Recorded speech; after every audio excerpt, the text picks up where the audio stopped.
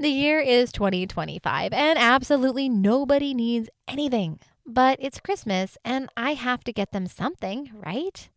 But what do I do? I don't know about you, but I am so tired of buying presents because it is the expectation.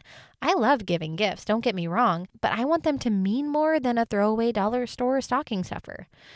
So, what do you do? Especially as things cost more and more every year. Let's face it, having a dog is cheaper than having kids. I can throw our dogs a chicken bone and they are so happy. My kids just don't appreciate that. Today, we're going to talk about gifts that help people feel loved. Do you miss having time for Jesus and yourself, but you're drowning in the responsibilities of motherhood? If so, you're in the right place. Hi, I'm Cheryl, wife, girl mom, and Jesus follower. I learned the not-so-secret ways to become the mom my girls needed by prioritizing Jesus back into my mom life and reclaiming my identity in Christ. If you're ready to build faith while washing dishes, rediscover your identity, and love yourself like your babies do, grab your earbuds and lock that bathroom door for a minute alone. It's time for Mom. Christmas has always been my favorite holiday, even though I've struggled with traditions and meaning since my grandma passed away. My three favorite things have always been gathering together as a family, finding those perfect gifts and seeing those faces light up, and eating way too much food. But as I get older, it gets even harder to find meaningful gifts. And as we have added 2 children and more nieces and nephews into our extended family, money has needed to stretch more than a yoga instructor. This week, I want to talk to you about gifts because they are important, but they also don't have to be draining. We are going to be drawing from Gary Chapman's book, The 5 Love Languages.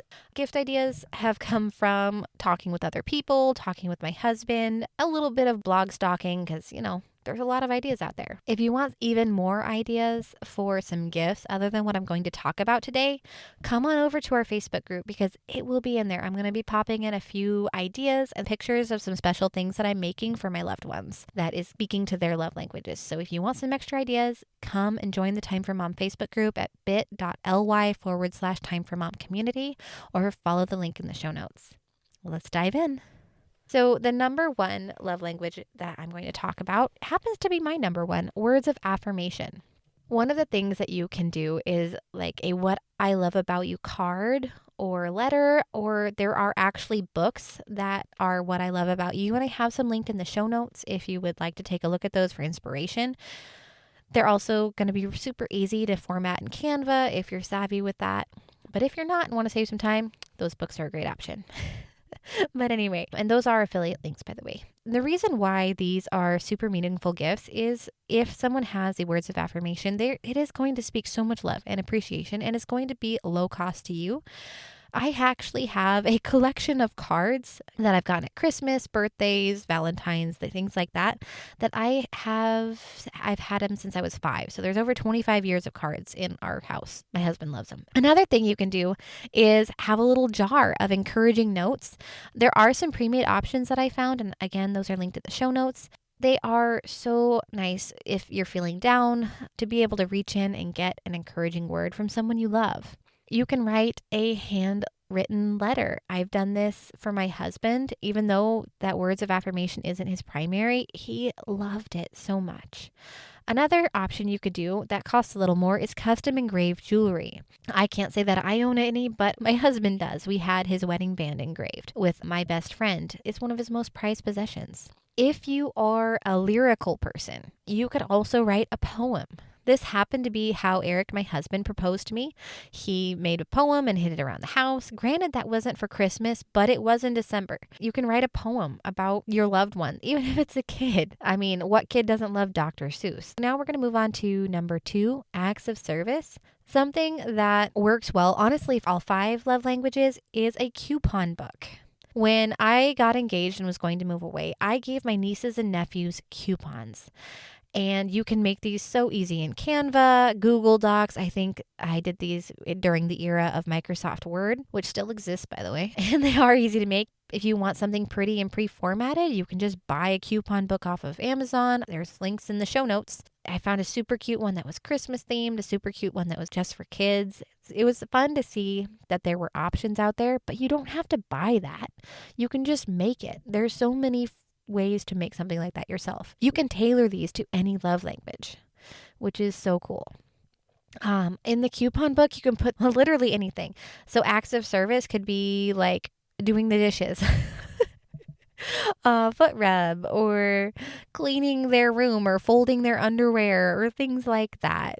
That you could put anything that you know would speak to them. Something that you could do as a gift pre-Christmas is just tackle a project that they have been loathing. Like if my husband wanted to speak acts of service to me, he could clean the toilet and the sink, and I would love that. It would be great because I hate those two so much. Send your loved one out of the house and surprise them by having a completed project.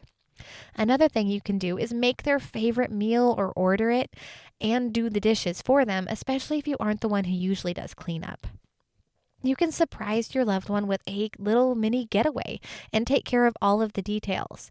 Nothing would stress me out more than my husband saying, "Hey, we're going to go on this getaway, but I never got anybody to watch the kids."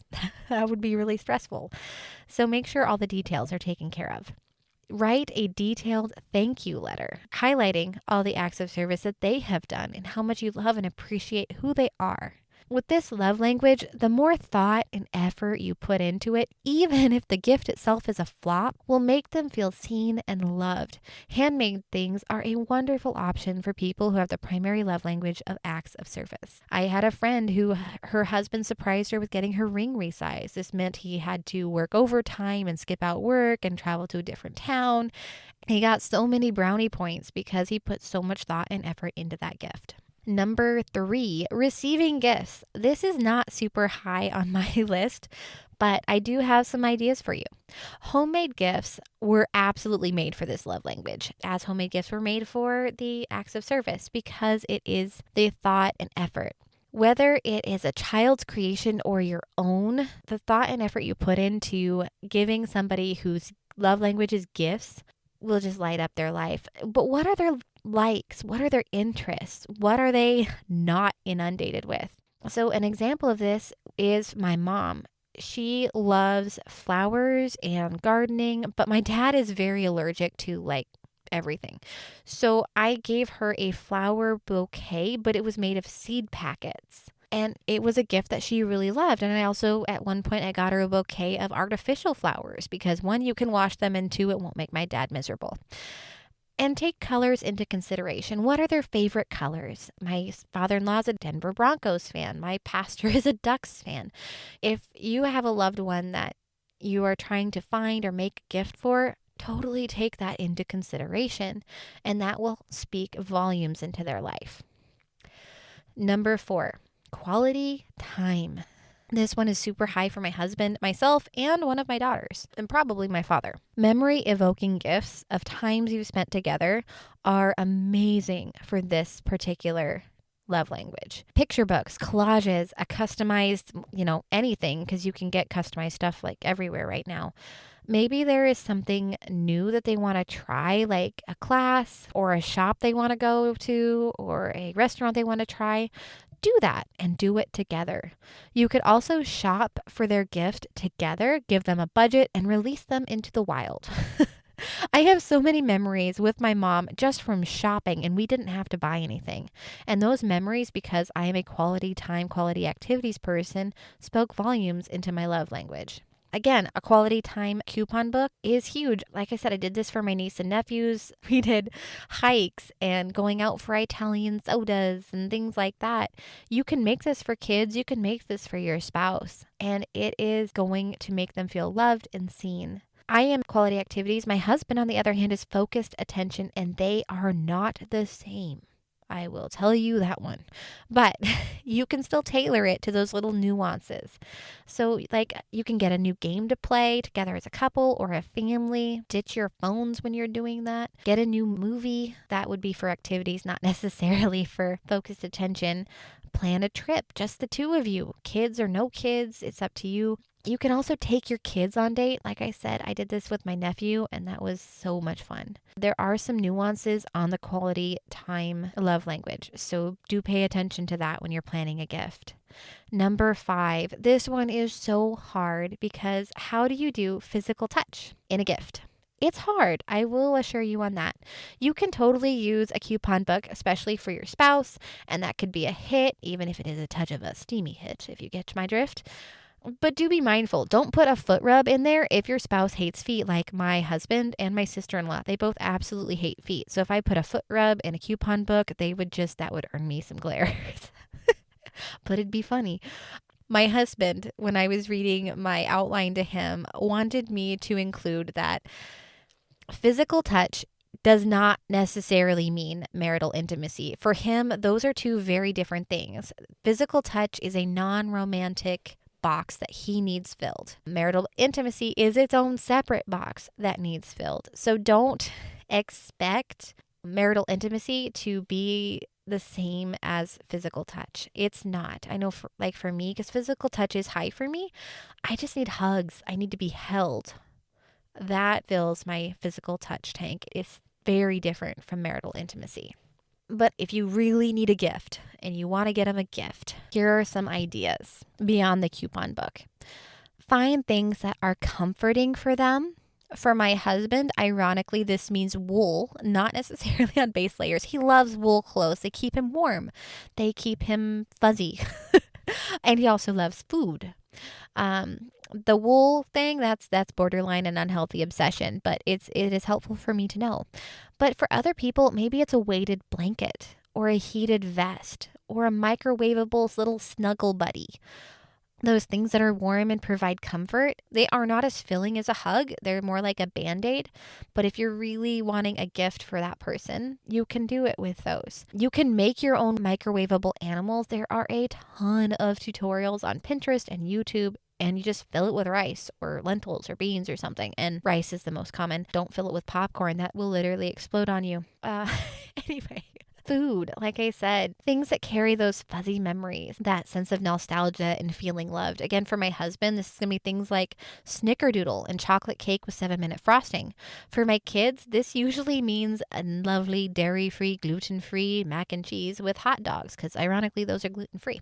But this also can mean things like hot chocolate, getting a nice little hot chocolate bomb or bath bombs, lotions, things like that can totally make a world of difference for your loved one in helping them feel loved and seen. If you are needing some quick ideas, like I said, there's going to be some affiliate links in the show notes, but I did also want to drop in some other things. Shutterfly is absolutely amazing for those customized items like photo books and calendars and collage posters, and it really is endless. Another thing is Etsy shops. There are a million of them, but you can get anything customized.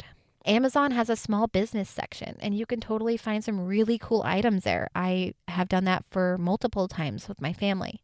Christmas bazaars are a great way to support local people, local artisans, and get some really cool items. There are most likely also some local shops that you can get things from your local artisans, because I don't know about you, but my area is filled with people that have incredible talent, like world-class talent. And they're just in this little podunk town.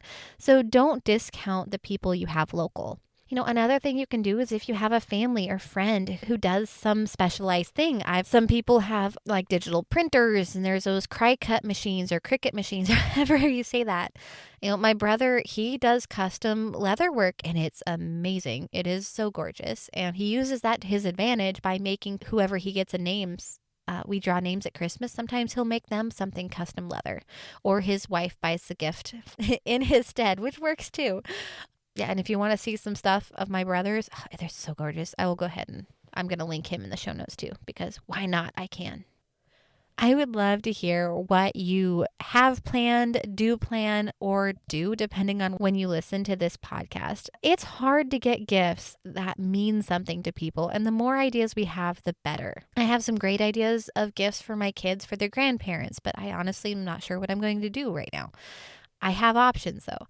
I want to see what you're going to do. because I love creativity. I love the thought. I love the heart, and I love new ideas. Come join the Facebook group at bit.ly/Time for Mom community and share those amazing creations. I really do want to see what you are going to make or buy or just write out your idea, because it's inspiring as moms struggling to find meaning in a commercialized Christmas. Until next week, mamas, I just pray that you get divine inspiration on how to have meaning in your Christmas, have presents that have meaning, whether it's buying presents or not. It's okay to not buy presents too. And I just pray that you have that divine inspiration and that there is peace and so many good memories that your family has this year.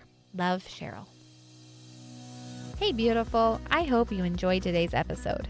If so, would you take 30 seconds to share this with a mom who's wading through those mounds of laundry and dishes and wishing for just a little me time? Also, please leave a quick review for the show on Apple Podcasts. It makes my day to know this podcast has helped you. Well, it's time for me to wash more dishes and cook more food. I'll meet you next Wednesday for another episode. Until then, may the God of grace fill you with his peace.